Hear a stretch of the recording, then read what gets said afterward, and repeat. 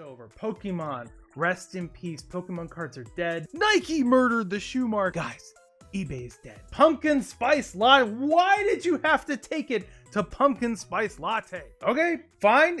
We'll do another one. Okay, it's finally time. Welcome back, ladies and gentlemen, to Argos Anonymous. I am Argos. Every 6 to 8-ish months or so, I like to do a state of the market address where I talk about not only the MetaZoo trading card game marketplace, but also the collectible marketplaces in general with regards to the impact of, the broad financial markets, stock markets, and the interest rates and stuff like that. And if you want to go and check out the history of these videos, there isn't a super long history, but if you go to my YouTube channel, Argos Anonymous, and you search for State of the, you'll see the last couple of videos I did. Now, one thing I want to point out is, and I've said this in these last two videos as well, is even though I am obviously a massive MetaZoo fan, and I am very bullish on MetaZoo long term, I've been predicting price declines in MetaZoo for a solid year and a half. If you go to August of 2022, this where the money at video, what I'm saying in there is prices are going to go down. Basically, just almost everything is going to go down no matter what MetaZoo does, no matter what happens, right? And I go into why that is. I talk about interest rates and just price patterns and market patterns, stuff like that. And then if you go to the state of the market from 8 months ago, same thing. We talk about how things have come down a lot as predicted because of a whole lot of factors. And then it's catching a little bit of a bounce. I forget where Kickstarter boxes, for example, as a barometer of the MetaZoo marketplace were at the time. But I kind of reiterate, just be cautious and be aware that the underlying financial conditions and the underlying patterns that are leading to the decline in MetaZoo, they haven't finished yet. So although you can dip your toes in here and there if you want to, I still felt that the overall price trend was down. And since that time, prices indeed have continued to drift down. So where are we now? And one of the interesting things that I think interesting anyway, that I've been talking about in this channel all along is the idea that there is a tide. And what they say in financial markets is when the tide goes out, you find out who's not wearing pants. And also a rising tide lifts all boats. And something that I have noticed in the last several years in collectibles is that so many people that are evaluating their own personal brand, their own personal flavor of the collectible hobby, don't seem to be able to see too far past their personal bubble. Many people can, but many can't. And so what you ended up seeing in 2018, 19, 20, and 21 or so was Pokemon people thought Pokemon was booming because of XYZ, right? They come up with reasons like the company's doing well or like Logan Paul, and they said maybe those were contributing factors, right? But then the D&D people were saying D&D is booming because of XYZ, and the toy collectors is booming this, and the stamp collectors is booming this, and sports cards are booming because of XYZ, and crypto people it's booming because of XYZ, and Magic the Gathering, it's booming because Hasbro is brilliant. Everyone invented their reason for why everything was booming. And on this channel, what we were saying was the reason everything's booming is because there's massive government stimulus and we're at the end of a bull market. Everything's been booming because interest rates have been 0% for so long. There's nowhere else to put any money. And so all of these more wealthy top 1% people are just pumping it into funny money. They're just pumping it into stonks basically because there's nowhere else to go. And so what you end up getting is all of this collateral spillover into a broad variety of financial markets. And then what happens is the prices start going up and you get contagion of people seeking returns basically. And that phenomenon was the epitome of right up until the COVID stimulus starts to wear off, and it included MetaZoo. MetaZoo came out of the gate. It was an overwhelmingly popular theme right away, right? But what happened was it also happened to hit when everyone had all this COVID money, and when rates were still zero, and when other collectible areas were starting to boom, and so MetaZoo went so high, so fast. So when I started to change my tune on MetaZoo was when I started to notice that the stimulus money was running out,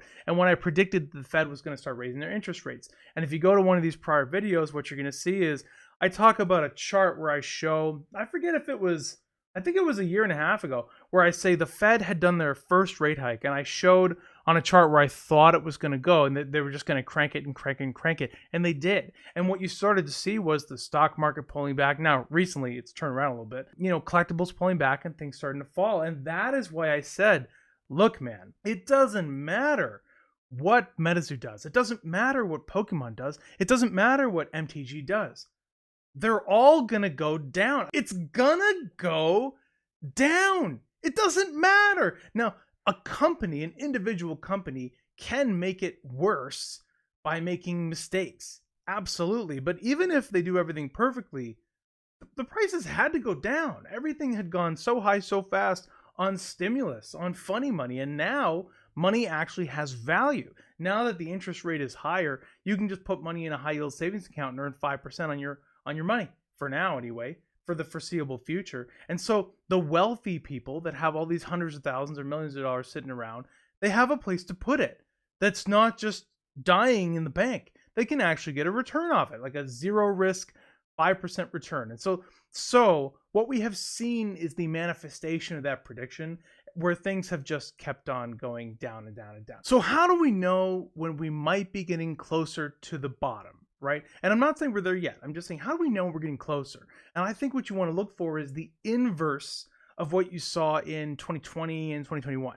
2020 and 2021, all of YouTube, all of everyone's emotions were super positive. Videos were like to the moon, stonks, stonks, stonks, millionaire, I made all this money, blah, blah, blah, blah, blah. So-and-so's a genius. These are the hit cards, $1 million chase, etc. So what you want to look for in the bottom of a bear market, and that's peak euphoria, right? That is classic end of the bull market euphoria that you like to see. And we talked about that chart here in this state of the market video. We got a nice little thing, euphoria, whatever. What we're looking for is anger. We're looking for capitulation, anger, disbelief, panic, all of that stuff to identify what might be the bottom of a bear market. What we're looking for specifically in collectibles, and my main collectible, my main thing is MetaZoo. What we're looking for is people who just dump their stuff and they don't even care anymore what they get out of it. They just put it on eBay. They put a grail.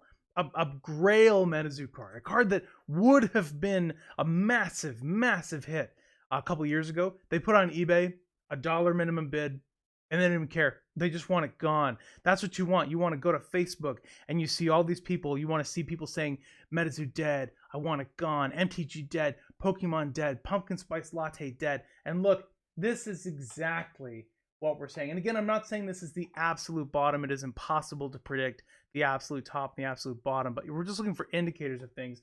Look at YouTube right now.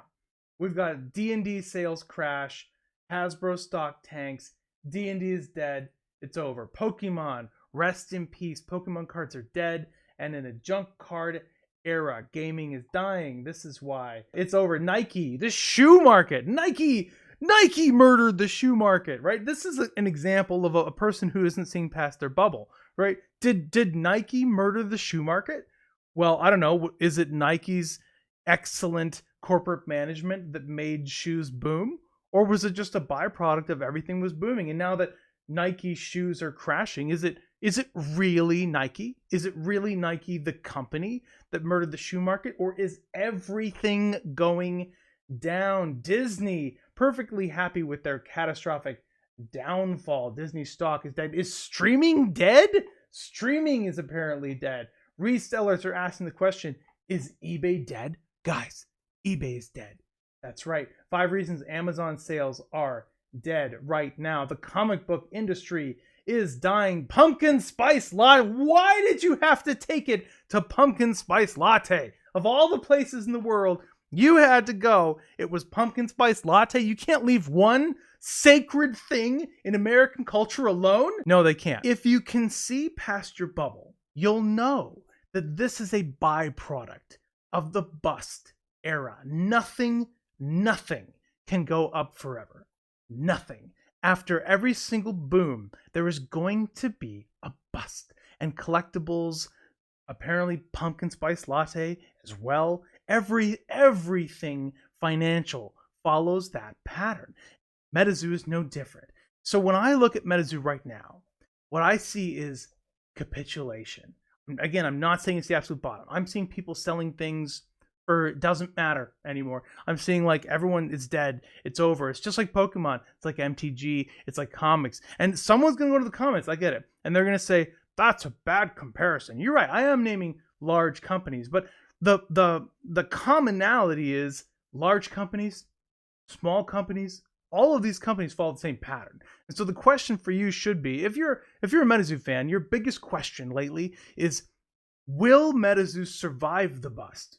That's what you're trying to ascertain, right? It's obvious it went up, it obviously went down. In fact, I think this is MetaZoo's entire plan from the beginning should have been, and I think was, is to accumulate enough of a fan base and enough of a momentum during the boom to survive the bust. Because the question was never, will MetaZoo have a bust?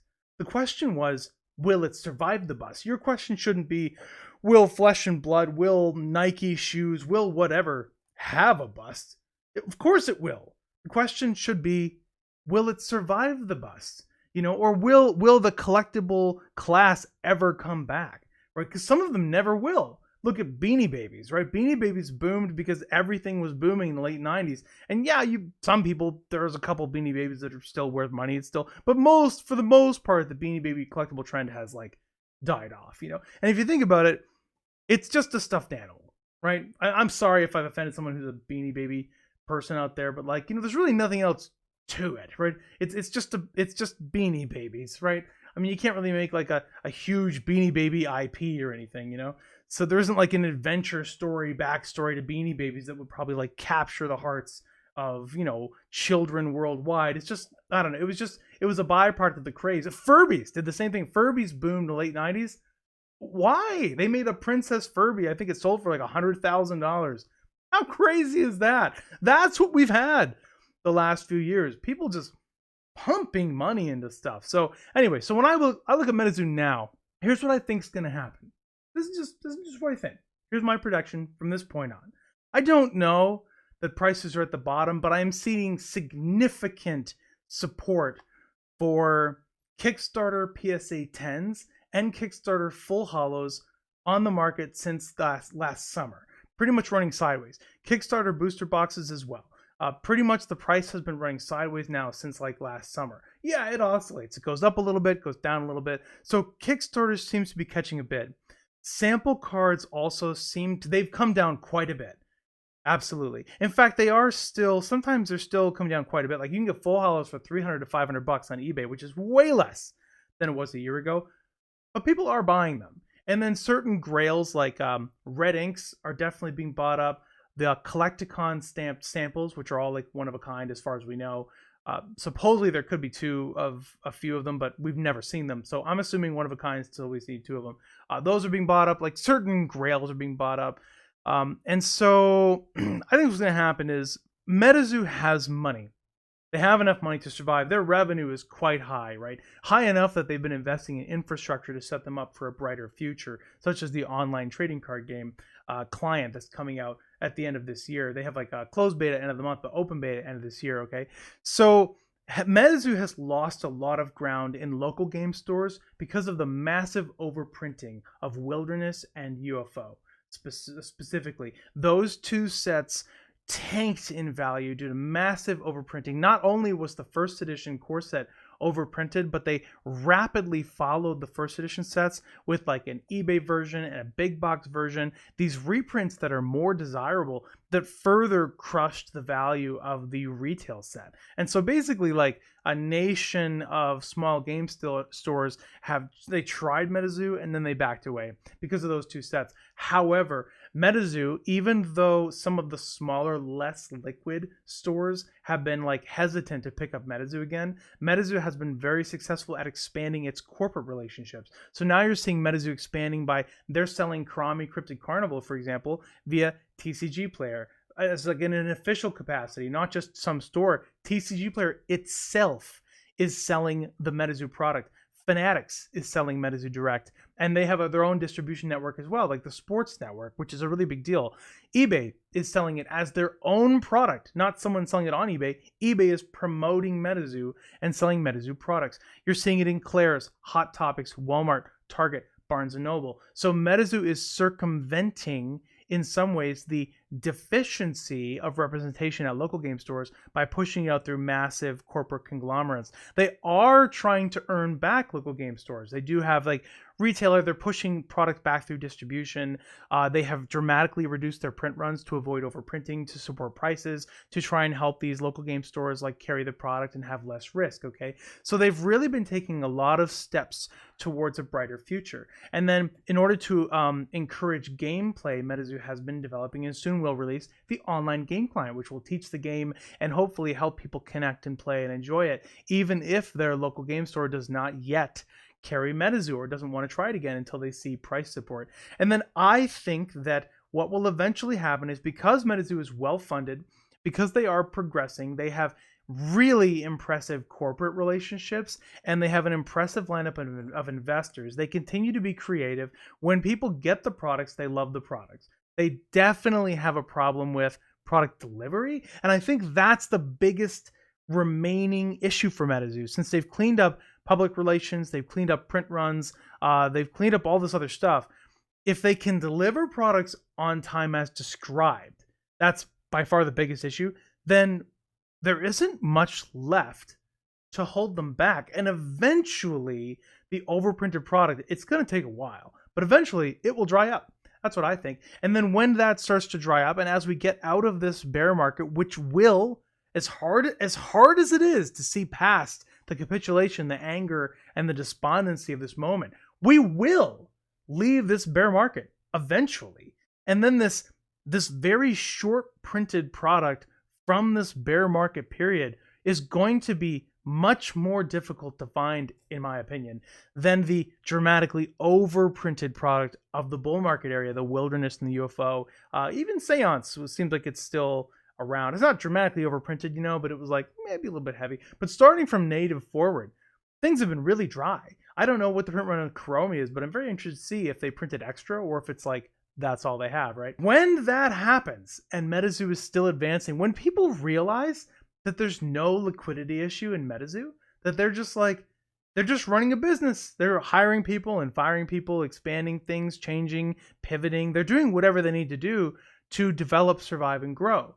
There's not a liquidity issue. So once people realize that MetaZoo is fine, that MetaZoo is continuing to progress, once they're seeing it in more and more and more corporate stores, once some of the products that aren't overprinted start to hold value and, God forbid, start to sell well, like Karami's Cryptid Carnival has been selling very well for a lot of retailers. You go on eBay, people have sold over 100 boxes. You go on TCG Player, sales are good. This set, even on the open market, you can see millions of dollars of the Hello Kitty MetaZoo stuff has sold. For how long are local game stores going to want to not carry products that sell as MetaZoo continues to increase its base, as they continue to expand their relationships with everyone else? How long are these game stores going to want to watch TCG Player sell products and eBay sell products and Fnatic sell products and Me sell products and other MetaZoo products sell products that they could be selling at a margin, and they're going to skip it? I think the moment MetaZoo products stabilize and are selling, you're going to start to see local game stores picking it up, because if they don't, they're waving goodbye to money. Now, MetaZoo is going to need to maintain tighter print runs, and they're going to need to continue to support game stores, perhaps with like LGS kits and stuff, and they are going to need to deliver products for the most part on time. I get it, logistics difficult in 2023, it's fine. On time as described. But if they can do that, there's going to be a turning point for MetaZoo, and that is when things could start to get exciting down the road for MetaZoo fans. So that's it right now. Everything is dead. Everything is dead at the bottom of bear market. But this is the kind of capitulation we like to see. When there's blood in the streets, ladies and gentlemen, there are sometimes opportunities in financial markets. And that's all I have for now. If you're someone who is still here, you're still watching, let me know in the comments. What do you think about pumpkin spice latte being dead or everything else being dead? What do you think about what's going on in MetaZoo or your own collectible hobby, Pokemon, the toxicity of fans, the despondency on Facebook, all of these people complaining about all of these things? Do you think it's all related?